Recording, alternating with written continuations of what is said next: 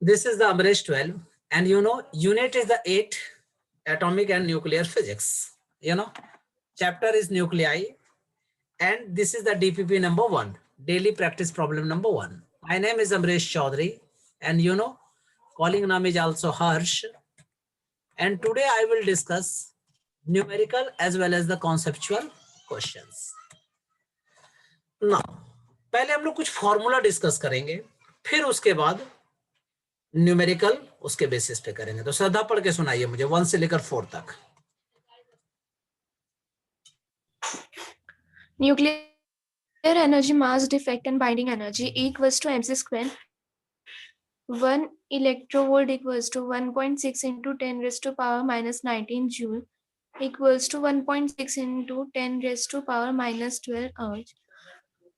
1 AMU equals to 1.66 into 10 raised to power minus 27 kg equals to 1.66 into 10 raised to power minus 24 gram equals to 931 mega electron volt. Delta M equals to minus M. Delta M is equal to? Delta M equal to, बोलो श्रद्धा. Delta M equals to minus M. No. अच्छा पूरा screen नहीं bracket में भी है. Bracket ZMP plus A minus Z into Mn minus capital M. Here, where delta M is the mass defect, Z is equal to atomic number, A is equal to mass number, capital M is equal to mass of nucleus, MP is equal to mass of proton, and Mn is equal to mass of neutron. Shivesh पढ़ के सुनाइए मुझे. What is the binding energy and packing fraction formula? Sir, binding energy equals to delta M into C square. Packing fraction is equals to delta M by A into 10 to the power 4. Mass defect का भी पढ़ के सुनाइए 4th number. Delta M is equals to ZMP plus A minus Z bracket multiplied by Mn minus M, where delta M is equals to mass defect, Z is equals to atomic number, A is equals to mass number, M is equals to mass of nucleus, MP is mass of proton, and Mn is mass of neutron. Very good. खुशी 4th, 5th and 6th पढ़ के सुनाइए. Yes, sir. Delta M is equals to MP plus A minus Z Mn minus capital M, where delta M is equals to mass defect, Z is equals to atomic number, A is equals to mass number, M is equals to mass of nucleus, MP is equals to mass of proton, and Mn is equals to mass of neutron. Binding energy is equals to delta M into C square. Packing fraction is equals to delta M upon A into 10 to the power 4. ठीक है. Now, अब जो mean life जो होता है 1 upon lambda, lambda is equal to disintegration constant. ठीक है. Shivesh 1st, 2nd, 3rd ये पढ़ के सुनाइए मुझे. And 4th. So TA is equals to 1 by lambda, where TA is equals to mean life or average life. Lambda is equals to disintegration constant. Half-life, T half is equals to 0.693 into TA is equals to 69.3% of TA or T half is equals to 0.693 by lambda, which is equals to log square E by lambda. Log square नहीं, log 2 base Log, lambda. log 2 base E lambda. N by N naught equals to half bracket N raised to the power N. और आगे पढ़ो. Where N naught is equals to original amount or number of nuclei. N is equals to number of undisintegrated nuclei after time t. Small n is equals to number of half-lives passed, and n is equals to 1 by t. 4th, percentage radioactivity is equals to half raised to the power n into 100. N is equals to n is equals to t by t half. चलिए खुशी ये वाला पढ़ के सुनाइए. ये 3rd and ये. Yes, sir. T half is equals to 0.693 upon lambda is equals to log 2 base E upon lambda. N upon N naught is equals to half to the power n, n is equals to t upon t half. देख रहे हो ना, कौन जो जो बहुत most important है ना, जिसका बहुत यूज होगा, वो सबको मैं टिक भी कर रहा हूँ, वो सब एकदम याद ही होना चाहिए। श्रद्धा ये पढ़ के सुनाइए, टी हाफ वाला, एन वाला, थर्ड नंबर और ये वाला, ये तीनों। T half equals to 0.693 by lambda equals to log 2 base E upon lambda. N by n naught equals to half n. N equals to T by T half. Very good. अब हम लोग question करते हैं। शिवेश जी पढ़िए, first number question क्या कह रहे हैं? Calculate mass defect, binding energy and binding energy per nucleon for a lithium nucleus Li37. Taking its mass is equals to 7 AMU. Mass of proton is equals to 1.007825 AMU. And mass of neutron is equals to L, sorry, L है ना? 1.008665 AMU. Take 1 AMU is equals to 931.5 mega electron volt. अब समझना, जब आप लोग paper में करते हो क्वेश्चन ना, तो आप लोग इतना जो नंबर पॉइंट पॉइंट पॉइंट होता है उससे कंफ्यूज हो जाते होगे आप लोग, ठीक है? तो इसको शॉर्ट करने का तरीका मैं बताता हूँ आज पूरा। पहली बात देखो, मैं निकालना क्या है, मास डिफेक्ट निकालना है। फिर क्या निकालना है, बाइंडिंग एनर्जी निकालना है।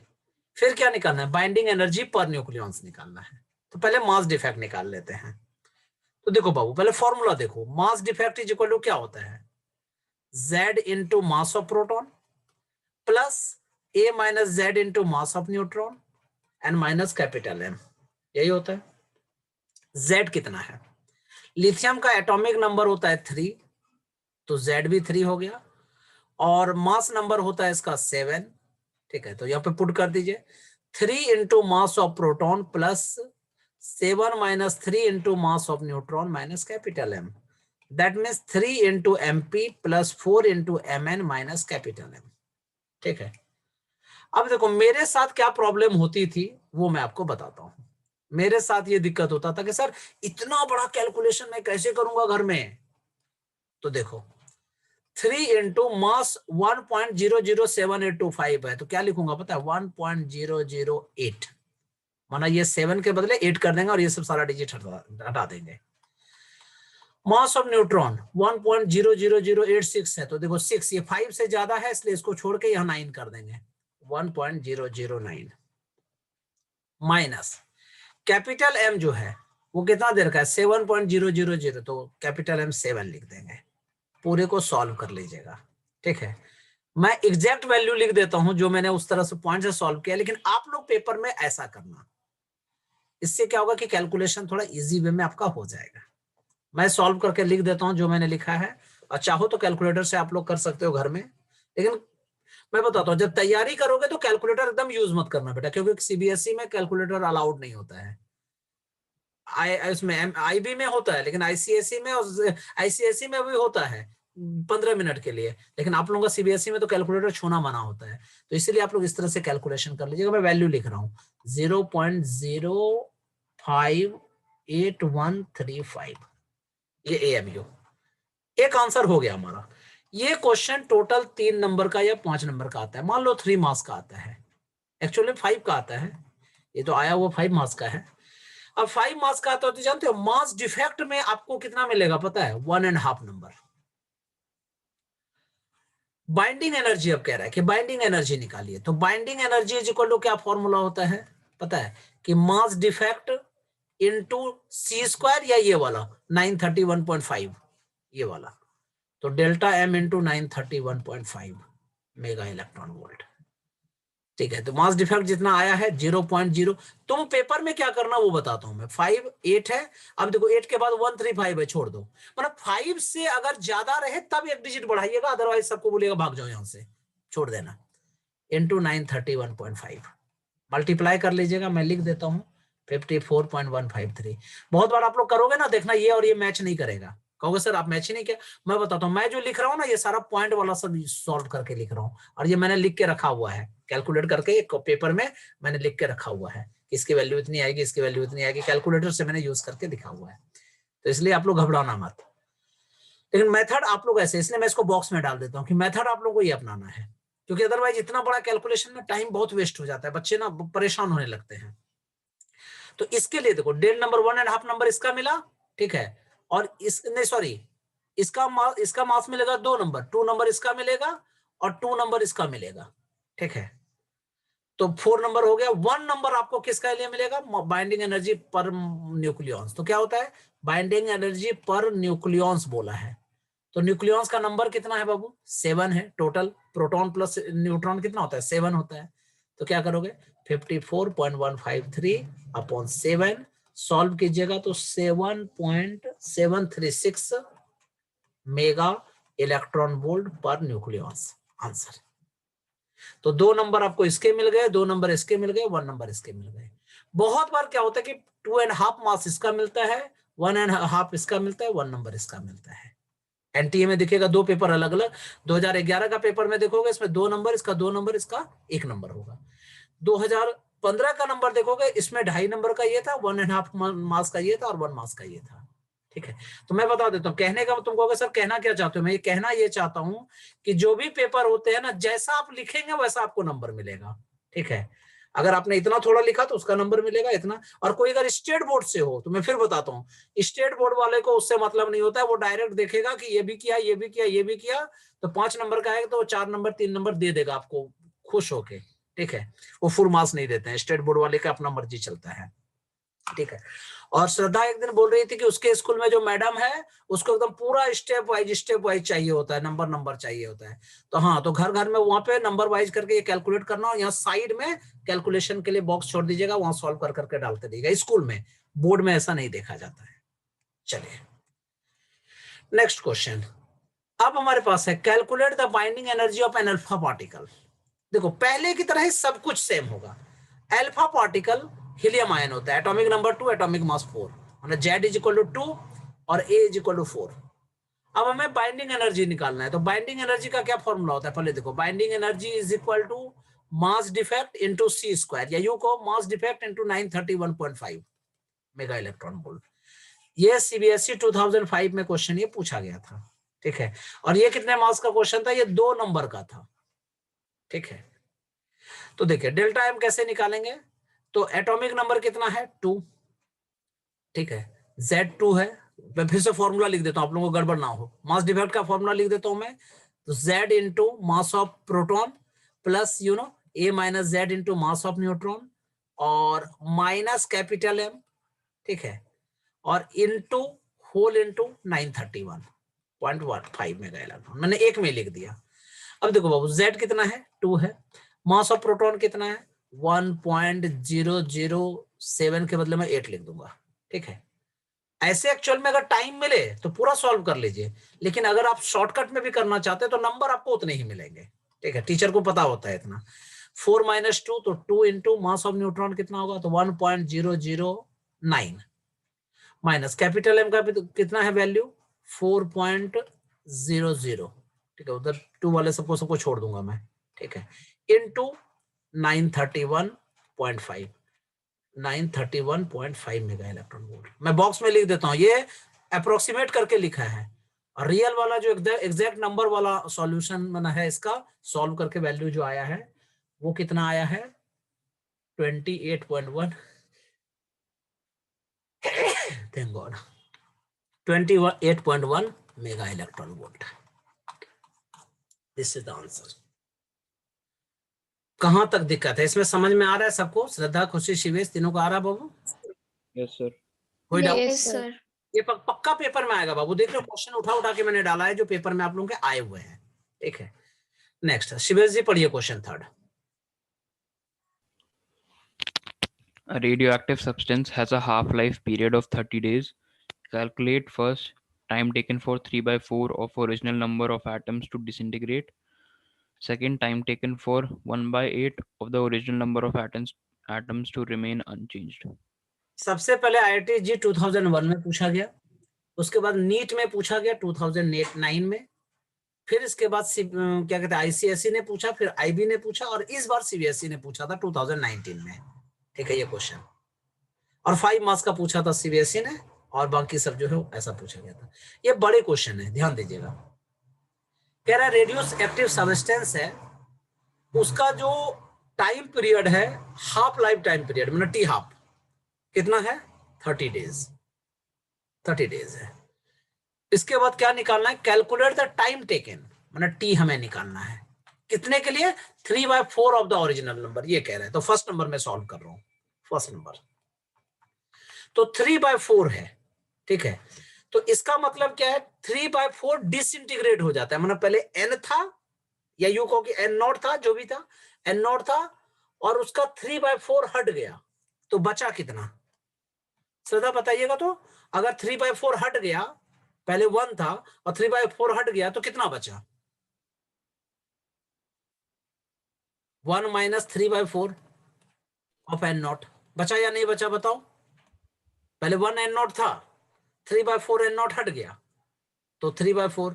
तो इसका मतलब क्या है कि n0/4, यहां तक गड़बड़ नहीं है। अब हाफ लाइफ टाइम की बात करते हैं, तो हमें नंबर ऑफ हाफ लाइफ पहले निकालना। n = क्या फॉर्मूला होता है, T/T हाफ, ठीक है। तो t की जगह t लिख देंगे, t हाफ की जगह कितना लिखेंगे 30, ठीक है। अब फॉर्मूला लिख दीजिए, फॉर्मूला क्या था n/n0 = half to the power n, तो n = n0 × half to the power n, n की जगह पुट कर दीजिए n0/4 = n0 × half to the power n, n0 और n0 क्या हो गया, कट हो गया।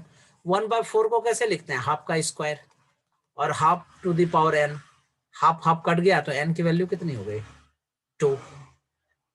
तो नंबर ऑफ हाफ लाइफ्स कितना आ चुका है 2 हो चुका है हमारे पास। तो जब 2 हो चुका है नंबर ऑफ हाफ लाइफ्स तो n = T/T हाफ होता है, ठीक है। तो T = क्या होगा n × T हाफ, n का वैल्यू कितना है 2 और T हाफ का वैल्यू कितना है 30 डेज, तो 2 × 30 कितना होता है 60 डेज, आंसर, ठीक है। खुशी श्रद्धा समझ में आया, ये बताओ पहले मुझे, या मैं फिर से कराऊं, सर फिर से करा दीजिए। फिर से कराता हूँ। पहले क्वेश्चन पढ़िए, खुशी इसको क्वेश्चन पढ़ के सुनाओ, थर्ड नंबर क्या कह रहे हैं। Yes, sir. A radioactive substance has a half-life period of 30 days. Calculate first time taken for 3/4 of original number of atoms to disintegrate. Second, time taken for 1/8 of the original number of atom to remain unchanged.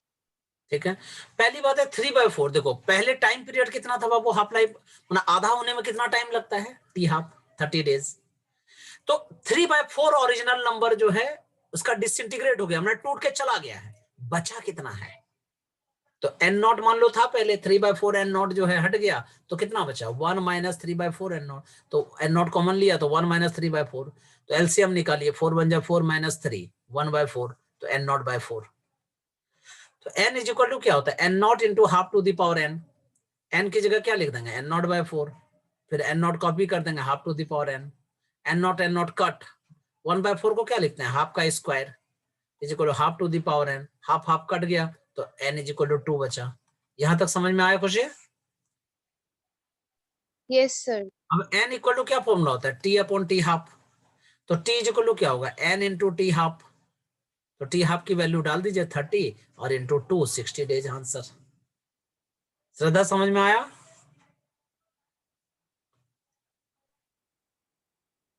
फिर से कराऊं या क्या doubt है No, sir, समझ गया। Very good. अब second number कह रहे हैं time taken for 1/8 of the original number of atoms to remain unchanged, ठीक है 1/8। अब एकदम कितना इजी है, उसी तरह से सेम उसी टाइप का है। इस बार हमें क्या निकालना है टी निकालना है, एन की वैल्यू क्या है n0/8, ठीक है 1/8 of original number of atom to remain unchanged, मतलब n0/8 जो है वो बचा हुआ है, ठीक है। तो फॉर्मूला क्या होता है n = n0 × half to the power n, यही फॉर्मूला होता है। तो अब सबकी वैल्यू डाल दीजिए, तो n = क्या लिखेंगे n0/8 = n0 × half to the power n, n0 cut, 1/8 को क्या लिखते हैं 1 to the power half to the power 3, half to the power n, half half cut गया n = 3, ठीक है। अब फॉर्मूला क्या होता है n = T/T हाफ, ठीक है T/T हाफ। हमें क्या चाहिए T = n into T half, n की जगह 3 रख देंगे, टी हाफ की जगह 30 डेज रख देंगे जो पहले था आंसर, तो 33 जा 90 डेज आंसर। क्लियर है शिवेश बाबू? फोर्थ नंबर क्वेश्चन पढ़ के सुनाओ शिवेश। श्रद्धा पढ़ो तो fourth number question. Find the half-life period of a radioactive material if its activity drops to 1/16 of its initial value in 30 years. पहली बात है, जानते हो बच्चे कंफ्यूज क्यों होते हैं? ये एक्टिविटी वर्ड से, ठीक है, ये एक्टिविटी वर्ड से कंफ्यूज होते हैं। ये कब पूछा गया था? 2003 में पूछा गया था, 2009 में पूछा गया था, एक बार सीबीएसई ने पूछा, 2 बार सीबीएसई ने पूछा, एक बार आईसीएसई ने पूछा, और एक बार आईबी ने पूछा। आईबी ने तो 2019 में भी पूछा था, ठीक है। कितना इजी क्वेश्चन है, एक्टिविटी है। बच्चे क्या लिखते हैं पता है? R is equal to R naught into e to the power, या नंबर वाला अगर करते हैं तो half to the power n, क्योंकि मैंने फॉर्मूला बताया था कि n is equal to n naught into the power e to the power minus lambda t होता है। अगर रिएक्टिविटी में लिखोगे तो r naught into e to the power minus lambda t होता है। सारी बातें सेम सेम होती है। n जो है नंबर बताता है, r एक्टिविटी बताता है। एक्टिविटी मींस कितना प्रेजेंट है वहां पे, बात तो वही हुई ना। तो कहने का मतलब सेम फॉर्मूला यूज होगा। तो n इज इक्वल टू क्या हो गया? n naught into half to the power n। So simple, 1/16 है तो n naught by 16 is equal to n naught into half to the power n। n naught cut कर दीजिए, 1/16 को क्या लिखेंगे? 1/2 टू द पावर हाफ, और half to the power n, half half कट कर दीजिए, n इज इक्वल टू कितना हो गया? 4। अब फॉर्मूला क्या होता है? n इज इक्वल टू, देख रहे हो कितनी बार यूज हो रहा है ये, t अपॉन टी हाफ, ठीक है। तो t इज इक्वल टू क्या हो जाएगा? n into T half. n हमारे पास कितना है? नहीं, पर पूछा कुछ और गया है क्या? हाफ लाइफ पूछा गया है, हाँ हाफ लाइफ पूछा है, तो हमें टी हाफ निकालना है। तो टी हाफ को उधर लेते आइए और n को नीचे कर दीजिए, तो क्या लिखोगे आप लोग? T half is equal to t upon n, ठीक है। t कितना है? 30 इयर्स, n कितना है? 4, 30 अपॉन 4 कितना होता है? 7.5 इयर्स आंसर। क्लियर है यहाँ तक? कोई डाउट है तो बताइए मुझे। क्लियर है No, sir, Clear. clear. Very good. आज तो डाउट भी आएगा, तुम लोग नहीं बोलोगे, क्योंकि आज तुम लोग का अगर डाउट बोलोगे छुट्टी टाइम में तुम लोग का स्पॉइल हो जाएगा। मजाक करो, पता है आप लोगों को भी टाइम दे रहे हो। चलिए शिवेश जी सारे साउंड ऑन रखिए, क्योंकि आप कौन सा वेरी शॉर्ट आंसर क्वेश्चन है, सबको एक एक बार पढ़ना है सबको। चलिए शिवेश जी पढ़िए, क्वेश्चन क्या है? What will be the ratio of the radii of two nuclei of mass numbers A1 and A2?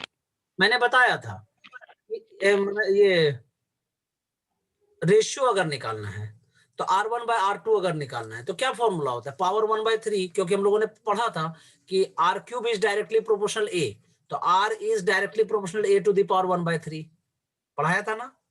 बताइए। Yes, sir. तो क्या लिखोगे बाबू? A1 upon A to the power 1/3 answer. CBSE 2002 same question. Second question पढ़ के सुनाइए खुशी। Why is the mass of a nucleus always less than the sum of the masses of its constituents, neutrons and protons? देखो ये बहुत interesting question है, ये इसको पूछ के ना आप किसी को भी एकदम घेर सकते हो। और इसका याद रखना, मुझे ये पक्का पता है 80 to 90% टीचर इसका जवाब नहीं दे पाएंगे। बोलते होता है, मैंने बोला क्यों होता है, ठीक है। इस क्वेश्चन की वजह से बताता हूं। एक टीचर का तो हम लोगों ने नाम ही रख दिया था, न्यूक्लियाई मास डिफरेंस। हम लोग अभी भी बोलते हैं, जैसे हम लोग फ्रेंड से बात करते हैं ना, तो इंटर कॉलेज में एक टीचर थे, ठीक है, यादव जी उनका नाम था, ठीक है, नाम पूरा नाम नहीं लूंगा पर यादव जी थे वो फिजिक्स में। तो जानते हो ये टॉपिक वो न्यूक्लियाई वाला पढ़ा रहे थे, तो हम लोगों ने अचानक जो है कुछ फ्रेंड हम लोगों ने ये किया कि भाई हम लोग बातें कर रहे थे क्लास में, सच बात तो ये है, झूठ क्या बोलना, क्लास में बातें कर रहे थे, वो पढ़ा रहे थे, हम लोग साइड में बैठ के बातें कुछ कर रहे थे, हम लोग को खड़ा कर दिया गया, ठीक है। जब खड़ा कर दिया जाता है तो पंगे लेने में तो हम लोग माहिर थे। तो बोला क्या कर रहे हो तुम लोग? मैंने कहा सर हम लोग डिस्कस कर रहे हैं कि ये वाला तो हो ही नहीं सकता। क्यों? क्योंकि मास of proton plus mass of neutron अगर सबको ऐड करेंगे तो सर तो वो तो टोटल न्यूक्लियस का ही मास होगा। क्यों होता है बताइए? अब जो है वो उनका ना थोड़ा सा वो सबको फेक्ट हुए, जबकि वो चाह रहे थे हम लोग पे दबाव डालने के लिए कि भाई तुम लोग क्यों उस क्लास में ये कर रहे हो वो कर रहे हो। इसका आंसर मुझे नहीं मिला, पर जानते हो जब इस बार मिले वो मुझे, ठीक है, 2 साल पहले जब वो मिले थे, जब कॉलेज में मुझे बुलाया गया था वो सब सारा अवार्ड वगैरह देने के लिए, उस समय सर के सामने मैंने ये चीज स्पीच देते हुए कहा था, मैंने कहा ये सर थे, सर जब नहीं जवाब देते हैं ना तो अब बोलना तो पड़ता है। मैंने कहा जो कुछ सर ऐसे होते हैं जो जवाब नहीं देते उस टाइम पे, जानते वो सब है, जवाब इसलिए नहीं देते कि हम लोग को इन्वेंट करने के लिए बोलते हैं, ठीक है, थोड़ा सा वैल्यू बढ़ाने के लिए मैंने ऐसा बोल दिया। लेकिन बाद में फिर मैंने बताया कि क्यों होता है।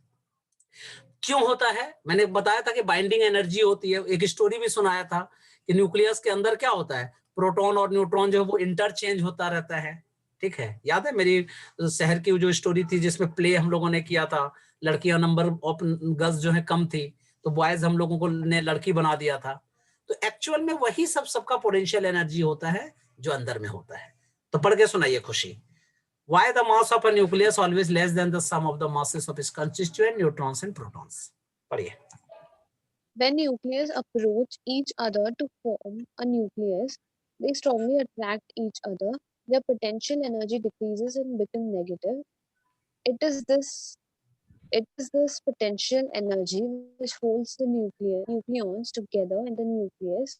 The decrease in potential energy results in the decrease in the mass of the nucleons inside the nucleus. हाँ, अंदर का जो न्यूक्लियाई है वो क्या होता है, चेंज होता रहता है, उसका मास भी चेंज होता रहता है, जिसके कारण वो खिंचता रहता है। तो जब एनर्जी खिंचता रहता है, पोटेंशियल एनर्जी खिंचती है तो उसका मास भी डिक्रीज हो जाता है, ठीक है।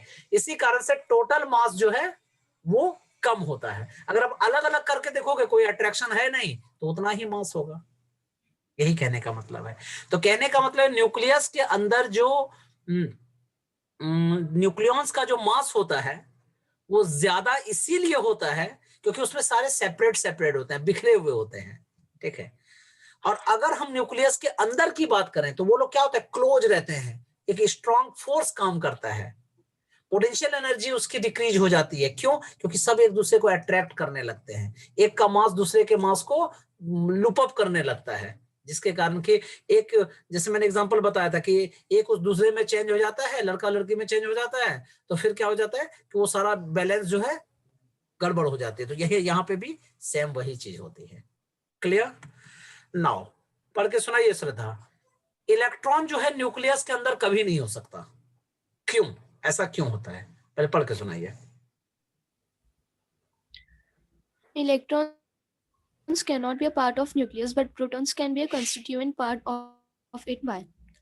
This is because of the fact that the de Broglie wavelength of electrons is larger than the size of the nucleus, while that of protons is smaller than the size of the nucleus. Clear है मेरी बातें? देखो, Yes, sir. The de Broglie wavelength of electron is larger than the size of nucleus. अगर उसका electron का de Broglie wave देखोगे तो ऐसे ऐसे बड़ा बड़ा सब होता है, ठीक है, जो न्यूक्लियन से बड़ा है, न्यूक्लियस से बड़ा है, तो ऐसा तो कभी नहीं हो सकता। अब इसके लिए थोड़ा स्टोरी सुना देता हूं। इसके लिए हुआ क्या कि मैं जब दिल्ली न्यू न्यू आया था तो यहाँ कुछ सरदार बच्चे मुझे मिले थे। कहा जाता है कि सरदार के बच्चे को स्टंट करवा लो, पढ़ाई मत करवाओ, और जो सरदार का बच्चा पढ़ाई कर लेगा तो वो समझ लो कि सबको पार कर जाएगा वो, ठीक है। ये रियल स्टोरी है, वो एकदम टॉप लेवल में जाएगा वो। हुआ भी ये, तो कुछ हन्ने उन्ने करके कुछ सरदार सब थे मेरे पास स्टूडेंट, बड़ी बदमाश थे वो लोग। तो एक दिन क्या हुआ, 12 में उसको पढ़ाया था मैंने, तो एक दिन मैंने उसको बोला था कि सजा कुछ कंप्लेन किया था कि जाओ तुम वहां से दौड़ के आओ वहां से, और धूप में खड़े रहो 5 मिनट के लिए। तो वो लड़का क्या कर रहा था, मैं यहाँ पे खड़ा था और उसको कंप्लेन की, मैंने उसको सजा दिया था मैंने कि यहाँ से यहाँ, पहले दे दिया करता था मैं, ठीक है, मेरा एकेडमी जब हुआ करता था। तो जानते हो, अब मैंने उस लड़के को बोला तो वो सरदार भी था एकदम चालू। वो क्या करता था पता, ऐसे ऐसे घूम घूम के जा रहा है, आराम से जा रहा है, इस तरह से जैसे मन तैसे जा रहा है सामने। मैंने कहा तुम सीधे सीधे जाओ। तो उसका हंसी देखना, आवाज कितना अच्छा था, कितना मस्त लाइन उसने बोला। कहते हैं शैतान बच्चे थोड़ा ज्यादा ब्रिलियंट भी होते हैं। उसने क्या बोला पता है, बोलता है sir I am like a de Broglie electron so I can not go straight. कहने का मतलब है सर मैं कभी भी सीधा सीधा नहीं जा सकता, क्योंकि कोई भी ऑब्जेक्ट हमेशा सीधा सीधा स्ट्राइक नहीं करता है। जैसे तुम लोग देखते हो कि फुटबॉल यहां से मारा तुमने, ऐसे जा रहा है, ऐसा थोड़ी जाता है। एक्चुअल में फुटबॉल इस तरह से जा रहा होता है। हाँ, ये इसका de Broglie वेवलेंथ है। हाँ, इसका जो पाथ होता है ये स्ट्रेट पाथ ये हम लोग ले लेते हैं, लेकिन रियल में वो ऐसे ऐसे जा रहा होता है। उसी तरह इलेक्ट्रॉन के साथ भी है, ठीक है, कि इलेक्ट्रॉन जो है हमेशा, ठीक है, de Broglie वेवलेंथ बनाता है, मतलब वेवलेंथ की तरह ऐसे ऐसे घूम घूम के चलता है। और जब घूम घूम के चलता है तो देखो बहुत दूर ऐसे डिस्टेंस ट्रेवल करता है, और इतना बड़ा तो साइज न्यूक्लियस का साइज भी नहीं होता। क्लियर है मेरी बात है? Yes, sir. Very good. Yes, sir. सुनाइए शिवेश। Yes, sir. बढ़िया। Is free neutron a stable particle? If not, what its mode of decay? पहली बात है कि अकेला अगर न्यूट्रॉन तुमने रख दिया तो कभी भी जानते हो स्टेबल नहीं होगा। मैंने बताया भी था, ठीक है, कि न्यूक्लियस के अंदर क्या होता है, न्यूट्रॉन चेंज होता रहता है, प्रोटॉन में इसमें उसमें चेंज होता रहता है, ठीक है, तो कभी भी स्टेबल नहीं होता। मैंने उस दिन भी बताया था जब हम लोग प्ले कर रहे थे, उसमें लड़का क्या हो रहा था, तुरंत लड़की बन गया, और संतोष की तो मदर पहचान भी नहीं पाती, बोलते ये लड़की लाया कहां से तुम लोगों ने, किस मोहल्ले की है, ठीक है। मैंने कहा तापी का बेटा है। तो कहने का मतलब ये है कि फ्री न्यूट्रॉन भी जो है वो स्टेबल नहीं रहता है, वो चेंज होता रहता है। क्यों होता है पढ़ के सुनाइए, और कैसा होता है वो पढ़ के सुनाइए। No, a free neutron is not a stable particle. It spontaneously decays into a proton, an electron, and an antineutrino with a mean life of about 1000 seconds. कहने का मतलब क्या है कि वो प्रोटॉन में भी कन्वर्ट होता है, हाइड्रोजन जो है वो प्रोटॉन होता है, पता है आपको, इसका मतलब इलेक्ट्रॉन में भी कन्वर्ट होता है, और एंटी न्यूट्रिनो में भी कन्वर्ट होता है। और याद रखना सिर्फ इसी में नहीं कन्वर्ट होता, और भी बहुत कुछ है। हम लोग क्वांटम फिजिक्स पढ़ाते हैं ना बच्चों को, बहुत सारा सीरीज बताते हैं कि ये भी बन सकता है, ये भी बन सकता है, ये भी बन सकता है। बच्चे कहते हैं सर याद कौन सा रखें, मैंने कहा जो लिख दोगे सब सही है। क्यों? क्योंकि एक वर्ड यहाँ मैंने लिखा है स्पॉन्टेनियसली, माने ये स्पॉन्टेनियस होता है, मतलब कैसे कन्वर्ट होगा उस पर डिपेंड करता है, उसका कोई माँ बाप नहीं है, ठीक है, कि ऐसा ही टिके होगा, यही रूल है, कोई हार्ड एंड फास्ट रूल नहीं है। क्लियर है? Yes, sir. नेक्स्ट नंबर पढ़ के सुनाइए खुशी। In the nuclear decay reaction, find P, Q and hence identify X. Very good. इस क्वेश्चन में जानते हैं बच्चे कंफ्यूज होते हैं, कहते हैं सर ये 1H1 है, ये कन्वर्ट हो रहा है 0N1 में, प्लस X एक है जो QP में कन्वर्ट हो रहा है। एक दिन मैंने बताया था कोई भी न्यूक्लियर रिएक्शन होता है वो चार्ज बैलेंस्ड होता है, हमेशा दोनों साइड का चार्ज इक्वल होता है, ठीक है। तो कंजर्वेशन ऑफ चार्ज देखो, यहाँ अगर 1 है, यहाँ 0 प्लस Q है, तो 1 is equal to 0 plus Q होगा क्या? नहीं, बोलिए खुश, होगा या नहीं? According to the conservation of charge, बोलिए। Yes. शिवेश होगा ना? Yes, sir. क्यों? क्योंकि कंजर्वेशन ऑफ चार्ज क्या कहता है, किसी भी रिएक्शन में, चाहे वो केमिकल रिएक्शन हो न्यूक्लियर रिएक्शन हो, चार्ज हमेशा कंजर्व्ड होता है। तो 1 is equal to 0 plus Q, तो Q की वैल्यू कितनी हो गई? 1 आंसर। उसी तरह P की बात करते हैं तो 1 is equal to 1 plus P, 1 is equal to 1 plus P, 1 को इधर लेते आइए तो P इक्वल टू 0। तो अब क्या पूछा जा रहा है कि हेंस आइडेंटिफाई द X, तो X कैसा होगा देखते हैं। 1 यहाँ पे है और यहाँ 0 है, जब ये 1 यहाँ रहता है 0 यहाँ रहता है ना, इसको पॉजिट्रॉन कहते हैं, ये याद रखना है, ये लर्निंग वाला पार्ट है। क्लियर है? नेक्स्ट पढ़ के सुनाइए श्रद्धा। A radioactive sample having n nuclei has activity R. Write down an expression for its half-life in term of R and n. इतना इजी है। एक्टिविटी इक्वल टू क्या फॉर्मूला होता है? R equal to n lambda, तो lambda is equal to क्या हो जाएगा? R bye n, answer, ठीक है। फिर कह रहा है expression for half life time period in n and half, चलो भाई ये तो कर दिए। अब हमें टी हाफ का क्या फॉर्मूला होता है? 0.693 अपॉन लैम्डा। अब लैम्डा की जगह पुट कर दीजिए, तो 0.693 upon R upon n, n को ऊपर ले जाइए, तो 0.693 n upon lambda, answer. Clear है? Yes, sir. Now, Yes, sir. 7th number पढ़ के सुनाइए। A radio चलिए आप पढ़िए। A radioactive substance decays to 1/32 of its initial activity in 25 days. Correct, Calculate its half-life. Too easy.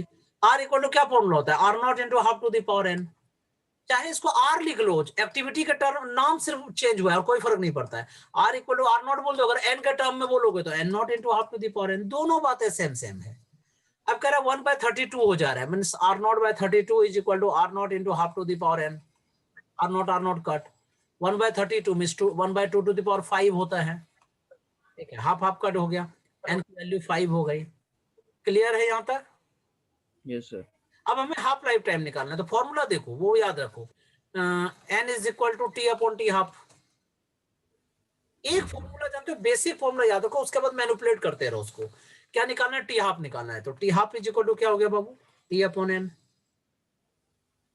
T कितना है 25 days, N कितना है 5, 5 से 5 को कट 25 को कट कर दीजिए, 25 5 डेज आंसर। क्लियर है? Yes sir. Very good. खुशी पढ़ के सुनाइए।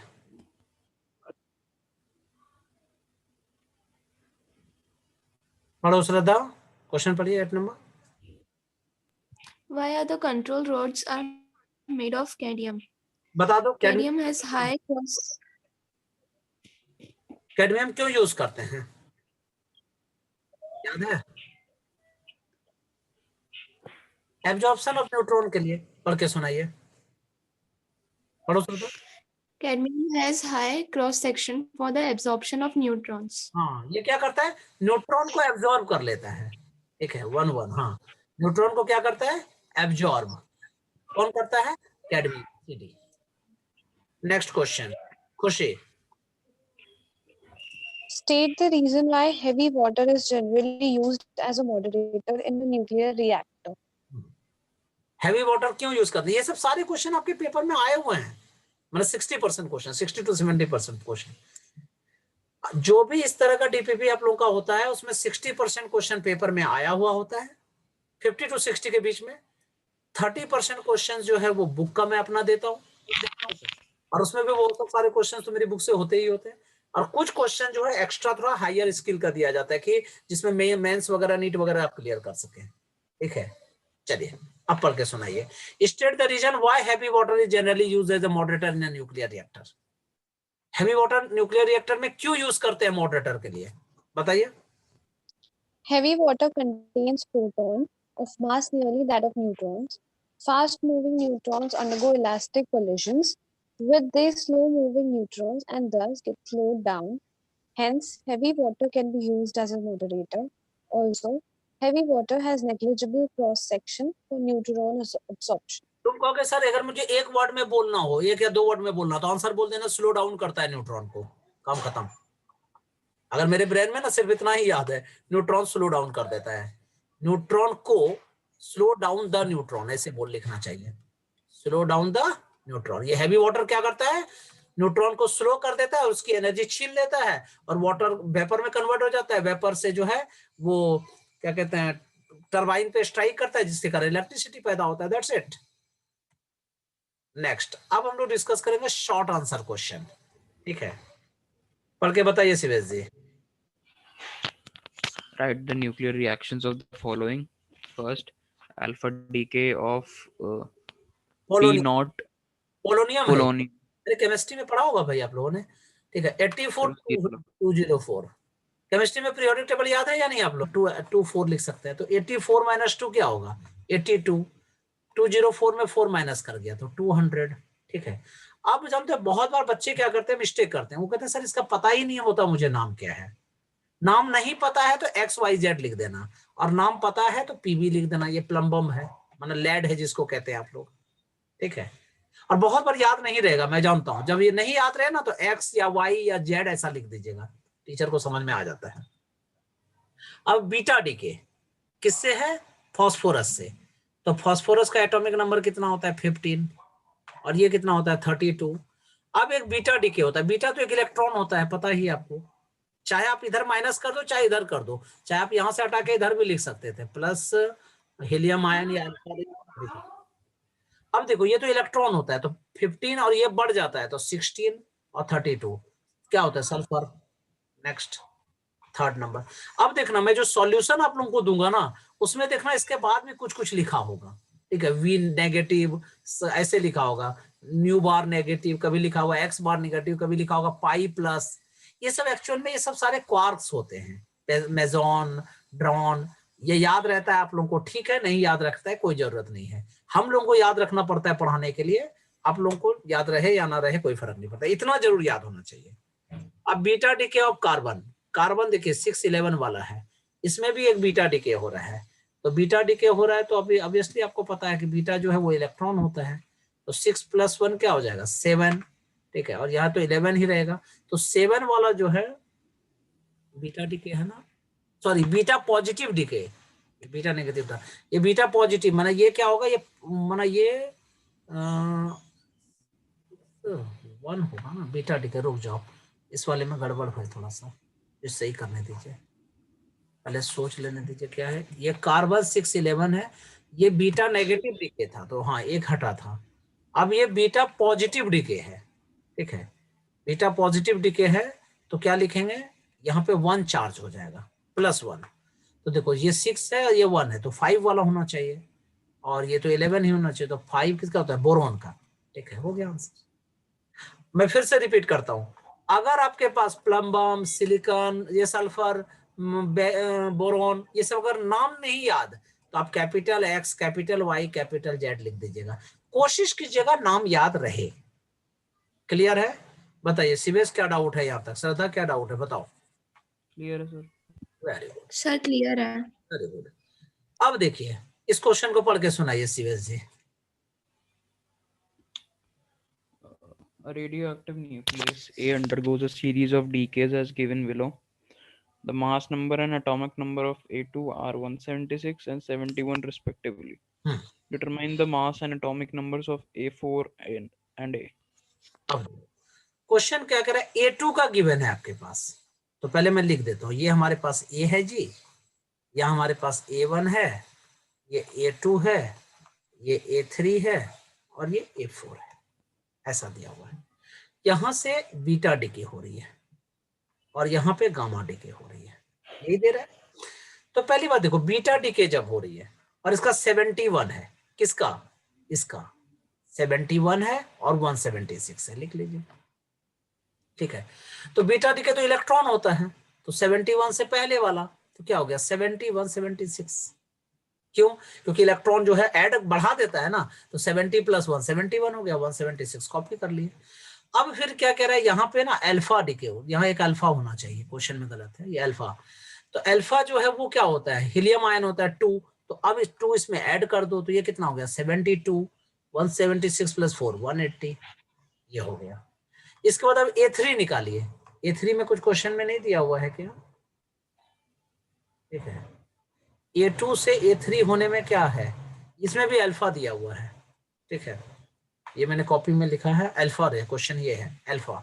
चलिए, तो ये अल्फा है, तो अल्फा में क्या हो जाएगा कि 2 कम हो जाएंगे, तो 71 है उसमें 2 कम 69, 176 - 4 172, और गामा रेज है, इसमें तो कोई चेंज ही नहीं होता, मैंने बताया था एनर्जी चेंज है, सिर्फ पार्टिकल सही है, तो 69 172 आंसर। क्लियर? मैं फिर से लिख देता हूं अगर कंफ्यूज हो रहे हैं आप लोग तो, अल्फा है 2He4, और बीटा जो है, बीटा नेगेटिव जिसको कहते हैं, वो -10 होता है, बीटा पॉजिटिव जो होता है वो +10 होता है। बस ये 3 चीज याद रखिएगा, और गामा में नो, मानो कुछ भी चेंज नहीं, 0 0। ठीक है, ना इसका एटॉमिक नंबर चेंज होता है, ना इसका एटॉमिक मास चेंज होता है। नेक्स्ट, ये क्वेश्चन जो है घर में पढ़ लीजिएगा, ये सारा मैंने बता दिया है। फिर भी मॉडरेटर का क्या करता है, स्लो डाउन करता है, फास्ट मूविंग कंट्रोल लॉट क्या करता है। चलो श्रद्धा जी पढ़ के सुना दो ये वाला क्वेश्चन, आंसर डायरेक्ट पढ़ो। ये पूछा गया कि सबका क्या यूज है, कंट्रोल लॉट का क्या यूज है, कूलेंट का क्या यूज है, तो चलो 1 2 3 4 पढ़ के सुना दीजिए, पढ़िए। A moderator slows down the produced during the fission. हाँ, Second, control rods absorb the excess neutrons and hence control the chain reaction. The coolant removes the heat produced during fission and transfer it from the core of the reactor to the surroundings, और heavy water acts both as a moderator and coolant। बाकी इस वाले part का solution जो है मैंने भेज दिया है, वो आप लोग देख लीजिएगा, मैं आप लोग को भेज दूंगा। Next question is, prove that 13 number, prove that the instantaneous rate of change of the activity of radioactive substance is inversely proportional to the square of half life period। ठीक है, ये बहुत इजी क्वेश्चन है, मैं कराता हूं, पहले समझिए। R = क्या फॉर्मूला होता है, -dN/dt, rate is equal to λN, ये हम लोग पहले कर चुके हैं। अब देखिए, जब प्रोपोर्शनलिटी हटाते हैं तो कांस्टेंट डालेंगे, ठीक है, और सबको एक साइड कर दो इसको, तो कैसे लिखोगे, dR/dt is equal to, differentiation कीजिए, लैम्डा क्या है, कांस्टेंट है, n का डिफरेंशिएशन क्या होता है, dn बाई dt। ठीक है, अब dn गेट बाई dt की जगह माइनस लैम्डा n पुट कर सकते हैं, तो lambda into minus lambda n, minus minus plus lambda square n। ठीक है, अब लैम्डा का क्या फॉर्मूला होता है, log 2 अपॉन t हाफ, इसका स्क्वायर इनटू n। ठीक है, ये क्या आ रहा है, dr बाई dt। हमें क्या पूछा गया है, prove that the instantaneous rate of change of the activity, ये तो रेट ऑफ चेंज एक्टिविटी हो गया, inversely proportional to the square of half life period, होता ही है, देखो log 2 कांस्टेंट है, n कांस्टेंट है, तो dr by dt is inversely proportional to the t half to the power square. Answer clear है? Yes, sir. Yes, sir. Very good. Next question, mass defect का क्या डेफिनेशन होता है, पढ़ के सुनाइए खुशी। Define the terms mass defect, binding energy for a nucleus, and ये state. आंसर पढ़ो ना, डायरेक्ट आंसर पढ़ो, वही सब क्वेश्चन बार बार Yes. घुमा घुमा के पूछा जा रहा है बस।